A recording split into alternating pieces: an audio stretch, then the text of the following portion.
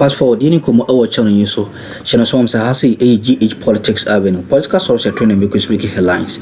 Any general need be exumo. Any dem yam braximo. Mr. say you mun ryan simo. Na ye ko yen sima a black box a ye discover a ye crash scene hono. Ene after Okanzi and make some shocking revelation be a busa say black box na ye hu yen so swampa eno na ye black box na. Na me no ka say one expert atraxia omu etimi eye analysis based on this questioner obusa no sempania pa eye black box no and na say eye de fufuru bi eni hu ne say eye black box no yemon wram ne yehwe ne yeko eni de ba. Things have played out. As we do know, there was a report that the black box has been retrieved. It's the aftermath of this helicopter. Now, we'll be finding out whether what was retrieved is actually a black box in the real sense of the word, because there's some clarity that has to be given. And in fact, this week, there's been some conversation going on as to whether what was retrieved from this Z9 helicopter is actually a black box. We do know that there's DNA forensics as well that has been done to identify the persons and then confirm that these are the individuals who were on this helicopter, and indeed they were part of the casualty that we recalled or counted on that particular day. So all 8 of them, the identities have been confirmed. We also do know that there are some other forensic investigation that's ongoing beyond just the DNA forensics as well. That is a conversation that we would have this morning. What kind or other forms of investigation will have to take place, even beyond the information on this equipment or black box, as you want to call it, any equipment that recorded any form of conversation or information even before the crash. There has to be a thorough accident, the reconstruction of that particular site, and as to how that act of the residents taking some of these debris of the helicopter could impact on what we are faced with right now. As a result of that, there's been a cash reward that has been put in place to encourage some of the residents of this Brofio-Sikaman area who took some of the debris of this crashed helicopter home to return them, because it is crucial to this part of the investigation and what has been going on so far. That is the question that we are going to also get into this morning. We do know that the crash point, as far as information has been made available, was around 13 kilometers from where this accident was supposed to take. In fact, this accident happened or was recorded. What you're seeing right now, put together by a research team, Wisdom Safo and the team, this tracks the information as we have it. The Ghana Armed Forces' own statement indicated that this helicopter took off from Accra at 9:12 a.m. So that's the actual time of takeoff. The expected time of arrival, give or take, all things being equal, was supposed to be around a little over 10 a.m. that particular morning. Per the protocols of the Ghana Civil Aviation Authority and other safety measures, this search and rescue procedure should have been triggered 30 minutes after there was no contact with the helicopter. We'll be finding out if indeed, if that protocol was triggered or put in place, what could have been done differently, especially when we got to know that this happened 13 kilometers away from the location where this helicopter was to land, meaning that they had done majority of the trip, right? And this Obuasi Linklane Stadium, where this helicopter was reported to be the place of landing, either that place or that park where this event was taking place. Now, I want you to take a look at the Google Map location, what we took from Google Earth, the specific area of the Linklane Boise Linkling Sports Stadium, where this helicopter was scheduled to land. And it gives you a clear idea of why questions have been raised as to what exactly could have been done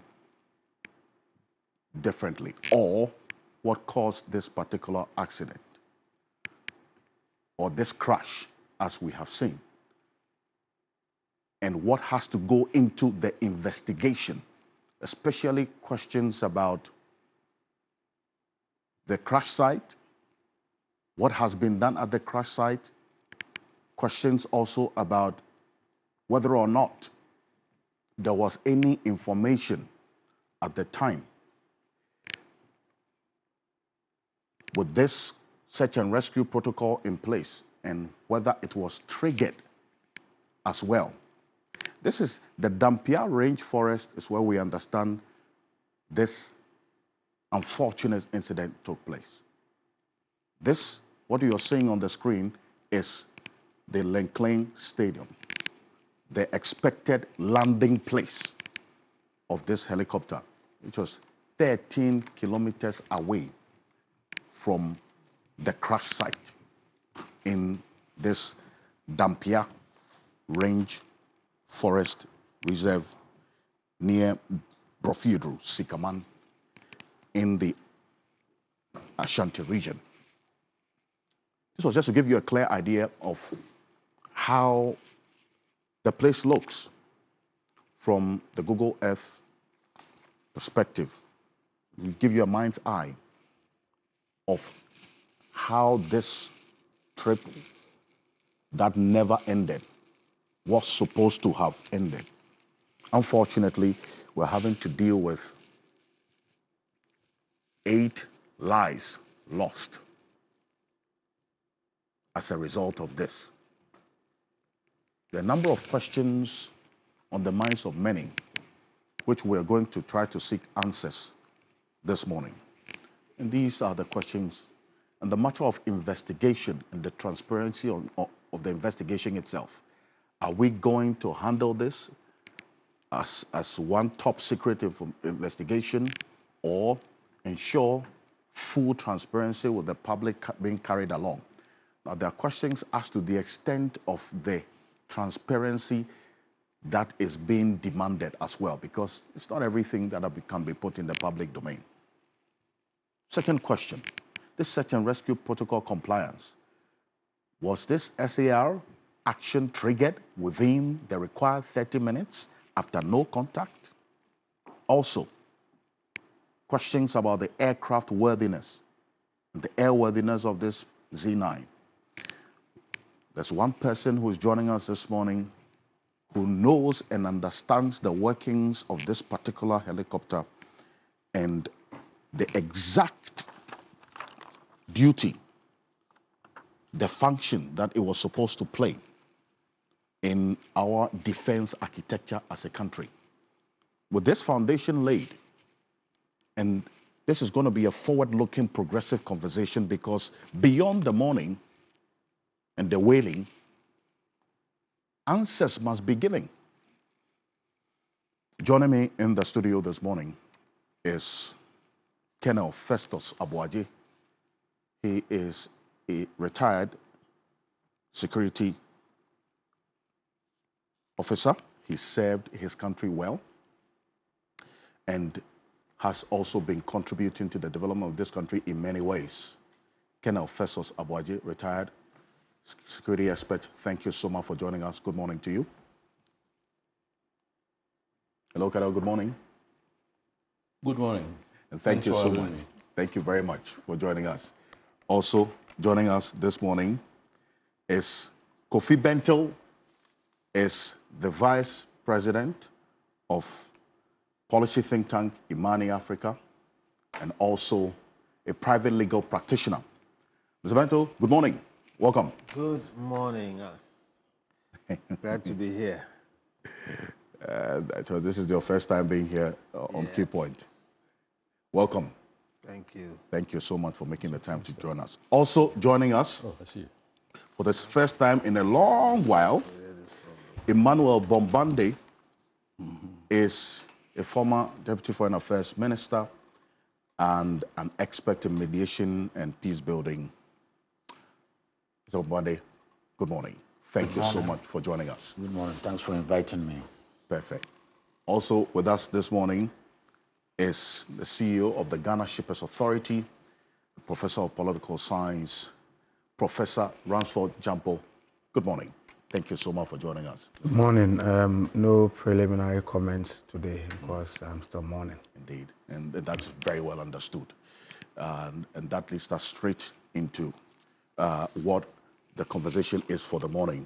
I'll start off with you, Mr. Bonde, because a number of us have had the opportunity to also talk about this tragic incident and also paying tribute to the fallen heroes. But I haven't heard you publicly make your position clear on this. So please, initial. Yes, so let me take this opportunity and with your kind invitation to express my profound condolences to our fallen, gallant servicemen, our comrades, and indeed our heroes. This hit me at a very bad time. I was working in one of our sister African countries, facilitating dialogue with high-level political leaders with that country preparing for elections. And I was 2 hours ahead of Ghana. And I thought I first saw just the description of something that was not specific. People were literally like exclaiming, "What?" And then I shut my phone and went into this dialogue that I was facilitating. Then later on, I started to get snippets. And strangely, it was the people I was working with who were following and rather updating me about the tragedy that had befallen my country. And it affected my day, it affected the way and manner I could proceed. And let me say that it dawned on me that when collectively we are hit by such tragic news that begins to unfold and we are together, a bond of solidarity probably helps a lot to try and understand what is happening, more than when you are out alone and lost in what you might describe as a situation in which you are a stranger in a different land. And I recall that day to be very, very difficult. And since I came back, I've been following. Whilst I was out, I've been following.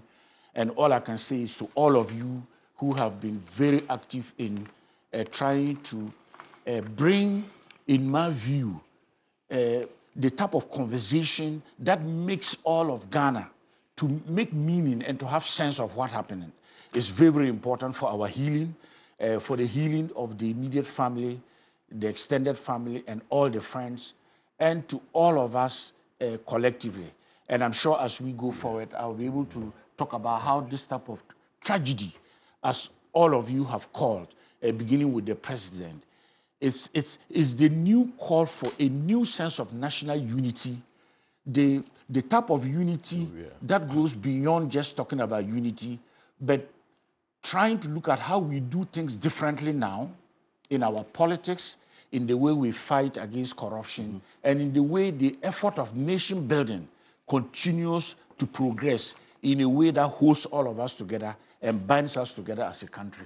Thank you so much. And I do thank you very much for sharing those words in honor of the heroes that we have lost. Now, this week we saw a number of things. The Chief of Defense Staff gave an update, or they responded to some questions for the first time in public about this tragic incident. But kind of first of all, about it, we do know a number of things. That this helicopter was expected to land at the Lincoln Stadium. We'll show the Lincoln Stadium, the expected landing point on the screen. Also, the crash point was around 13 kilometers from this particular Lincoln Stadium. So they had covered most part of the trip. And the this helicopter crashed into a mountain 725 feet high, correct? Approximately. Approximately. Now, at what time was this search and rescue protocol supposed to kick in? And from your own reading of how things played out, did it kick in within this period? First of all, let me follow in the good steps of my brother Emmanuel. And because I've not been here since the story broke, the tragic incident, I want to use the opportunity once again to express very sincere condolences to the bereaved families. And I think we saw some of them, at the funeral yesterday. And by extension to the entire nation. It's a bit early to jump to the recovery phase, which is what you are talking about, or the search and rescue followed by the recovery. You may permit me, Please, to explain that the type of helicopter that we call the Z9s, which came into the country in 2015, were initially based in Accra Air Force Base. right. In 2019, the Air Force Chief of Staff, or Chief of Air Staff, decided to send them to Takoradi as their home. So whether they are flying or not flying, they are based at Takoradi, which supposes that the plane had left Takoradi. We know that it left Takoradi on 2nd August on a medevac, not that it flew empty. It brought a patient to Accra. But because there was a mission, a VIP mission on the 6th, all three of them who had come with a plane from Takoradi stayed in Accra. This would suggest that the plane, as of the 2nd, was airworthy. Right. As of the 2nd of August. Yes. Then, as you said, 12 minutes after 9 a.m. on the 6th, it took off. Some of the conversation in the media spaces is that it went off radar, and therefore something might have happened. When a plane goes off radar, it does not mean that it was encountering an emergency. I see. All it means is that based on the location of the flight vis-a-vis the air control tower, the radar, which is line of sight, cannot find the plane. It cannot, see the plane. So it doesn't necessarily mean that it could have It crashed doesn't at that necessarily time, mean that it was under stress, had crashed, or whatever it is. or had many mechanical. But I'm fault. saying let's use the empirical evidence and contextualize the idea of flying or going off the radar. It happened around 14 minutes after takeoff, 0926. But it did not happen anywhere in the eastern region or the southern part of Ashanti region. The impact happened 27 minutes later. So for 27 minutes, this Z9 was flying. All of us are Ghanaians. We know that between Accra and Obuasi, there are several towns and villages, Indeed. including my own Jasu and Konongo. If indeed during the 27 minutes, the Z9 was under stress, the pilot, like on the 11th at Nkoko, Yes. would have found some open place Like a school in park the or something. several towns and villages along the path to land. So I'm trying to suggest to Ghanaians that this idea that some people are, pejorative, whatever it is, in the media spaces, though the plane had a hazard and so on, it's not very likely. At least not during the 27 minutes. I see. So that brings us to the impact zone, which we know is a hill range. Yes. Now we say a hill range, but it's a series of ridges. It's not Right. just one Dampier range. There are probably a couple of other ridges. When I checked yesterday again on Mercator, Right. which is like Google, Dampier is on the northern side, Sikama is on the northern side of Dampier. But we were expecting that the plane was flying from Accra. So the impact, if at all, should have happened on the southern side of the range. Well, maybe it did, maybe it did not, but probably Dampier was the closest, and you could only access it from the northern side. Right. You know, all of this suggests that the terrain, as I've been saying, was not a walk in the park. On this set here, a few days ago, people were saying that why didn't the Ghana Armed Forces get to the impact site within 1 hour? And for that matter, therefore, the Ghana Armed Forces is useless. Let me give you a bit of the time and space calculations. From Dampier, if you talk to those who went up there, including Ibrahim Abubakar, That's from Sikaman to the impact site is 1.5 hours to 2 hours climbing. I am told that several people who came with the regional minister from Obuasi and attempted to get there gave up and went back to the village. So it's not an impact site where, like here, you just take your bags and start walking. You are climbing. And if you have been in a hilly area, your knees will be buckling like that. By 12:40, the lead elements, military, from the forward operating base in Obuasi, had reached Sikamai by 12:40 hours. Now again, we are not talking quantum mechanics. So from Obuasi to Sikamai, you cannot just get the warning and then immediately be at Sikamai. It took them some time. I don't know when they got the warning, whatever it is, but by 12:40 they were there. Shortly before 2 o'clock, the military was at the impact site. Remember, it takes 1 hour, 30 minutes to 2 hours from Sikaman village to get there. So those who sat here and were saying that, why wasn't the armed forces able to get there within 1 hour? Excuse my language, did not know what they were talking about. You see what I mean? That is why the CDS said that under the circumstances, we did our best with whatever resources that we had. Now, what should I even say?